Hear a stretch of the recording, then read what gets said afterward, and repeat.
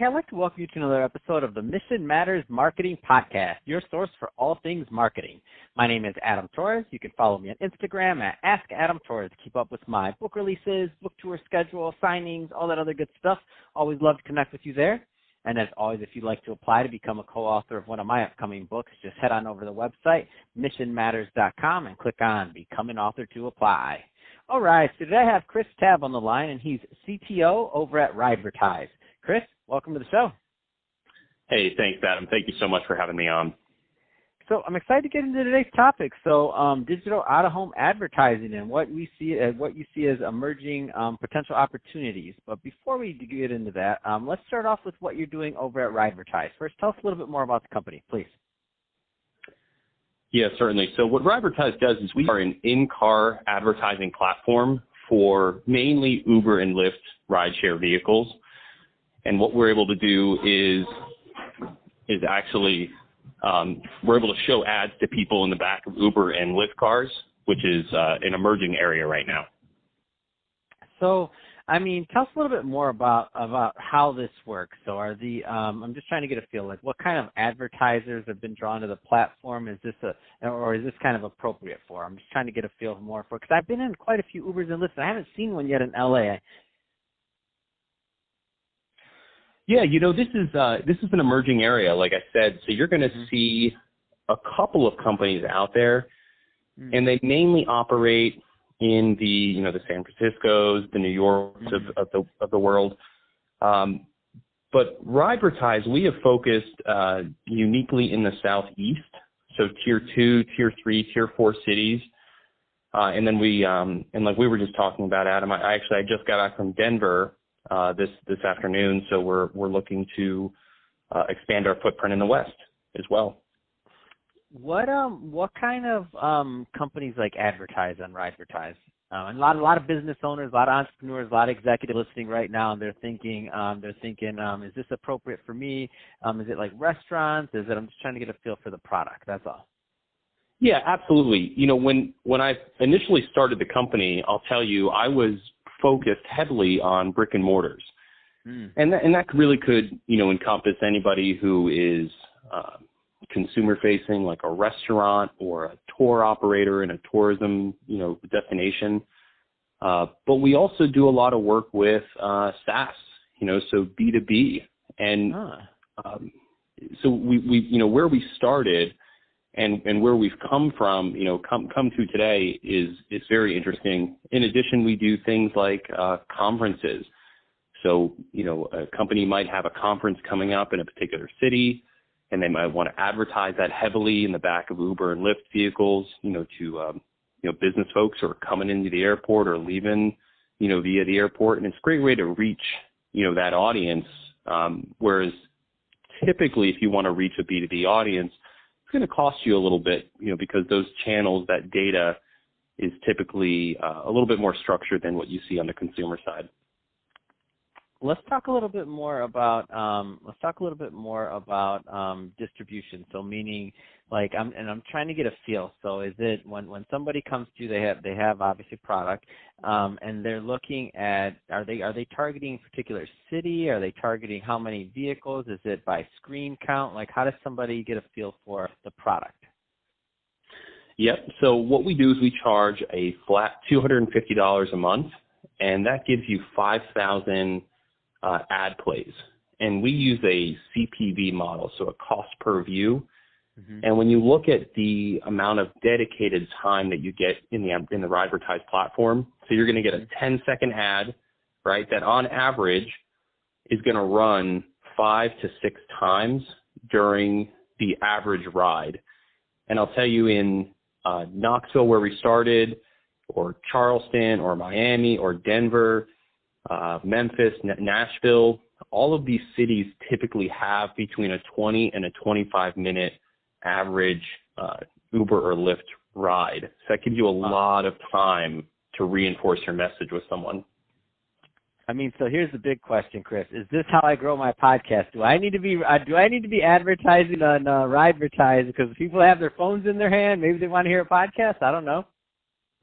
Hey, I'll tell you, we're doing some work right now with some large national brands who come in and they buy, 4 or 5, spots in different markets. But I'll tell you, one of the new things that we just released for the platform is this ability for passengers to see a special on the tablet. They can click, send this to me now. A little window is going to come up on the screen. Wow. Mm-hmm. It'll actually get they could put their phone number in there, and then they send it right to their phone. But I know where your mind is already thinking is, wait, now I can send them a link to my website or my podcast, right?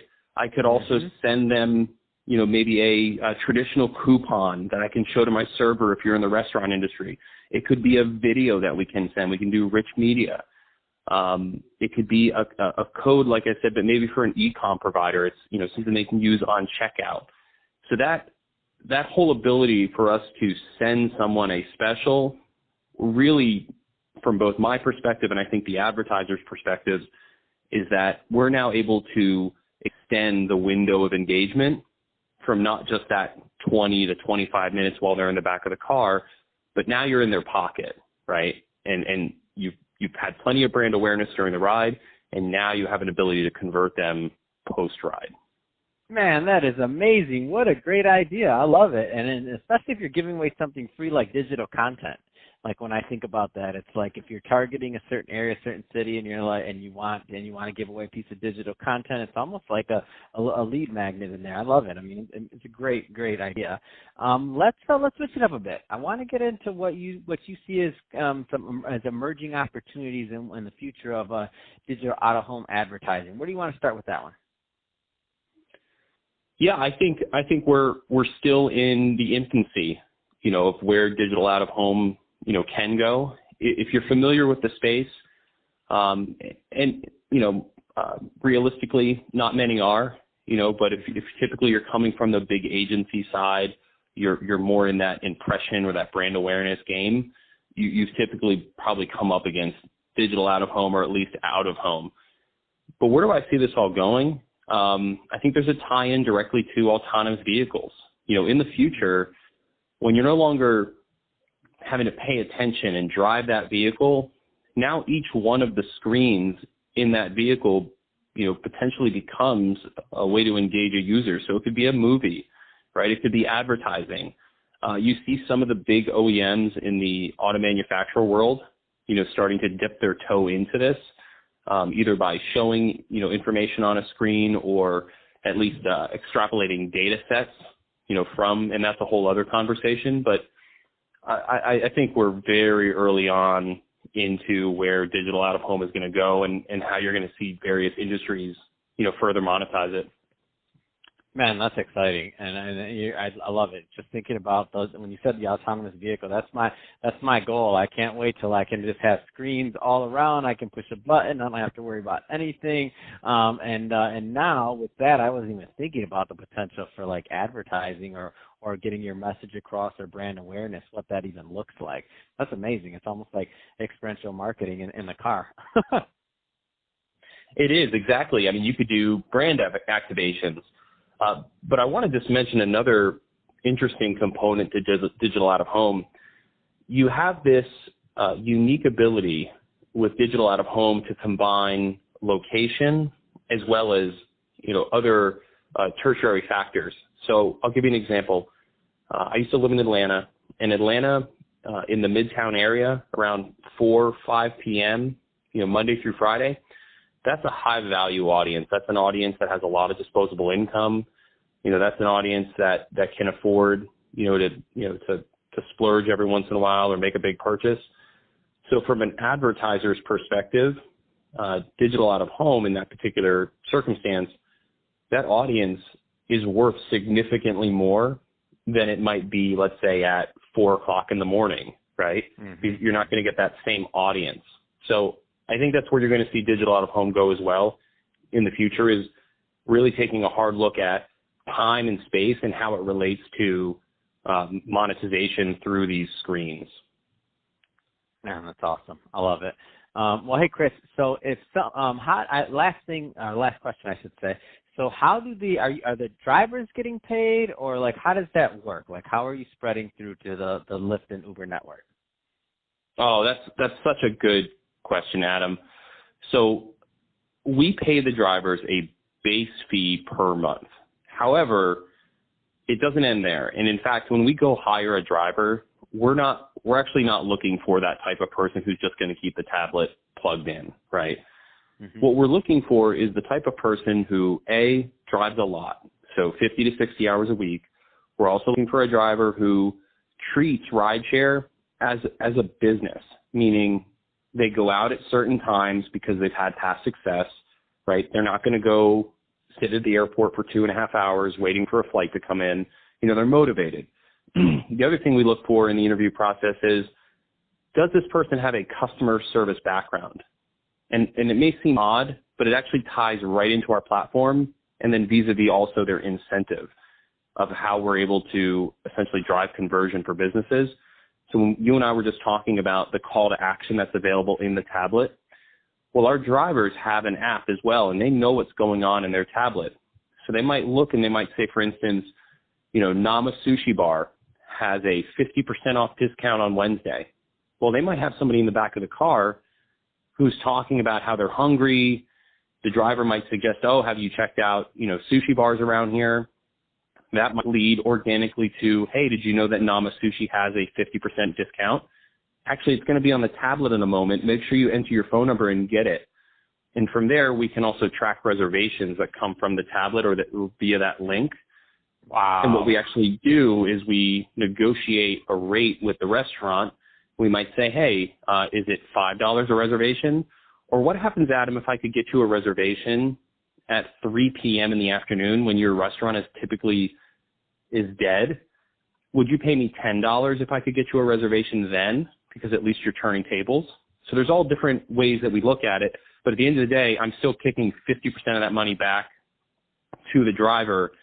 And this, again, is somebody who's not maybe making a ton of money every month, but we're able to add 30 or 40% to their base income that they're getting just through these other companies.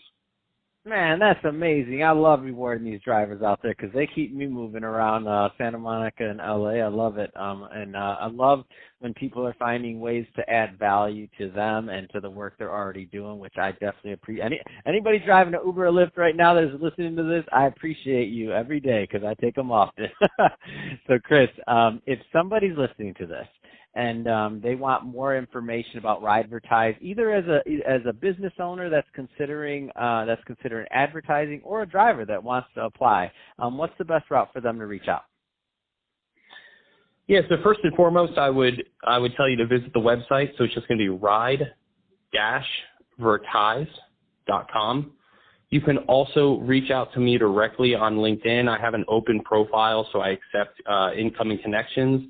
If you have any questions at all, just reach out to me directly, and I can get you pointed in the right direction if it's not me. We also have a pretty stellar sales force that we've just brought on across the country. We're now in 7 cities. So when you go to the website, make sure you take a look, see if we're in your city. We also have some planned announcements coming up. We're going to be launching in 5 additional cities over the next 2 months here. So we're hoping to take the world by storm, Adam. Oh man, I love this. This is awesome, and I know I'm gonna continue to see this growth, and I'm gonna start running your advertisement. I love it. Well, hey Chris, really appreciate you coming on the show today and sharing more about all the great stuff you're doing at Ridevertise to both help your advertisers and the drivers out there and the people. I mean, you just have a win-win-win situation.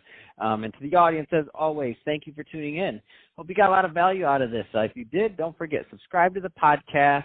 Leave me a review. If you're watching this on our YouTube channel, Mission Matters Marketing, then definitely subscribe to that channel. But leave us some comments on the video section. Let us know what you thought, and let us know what you're up to. Love to hear it and engage with you there. And Chris, thanks again for coming on the show.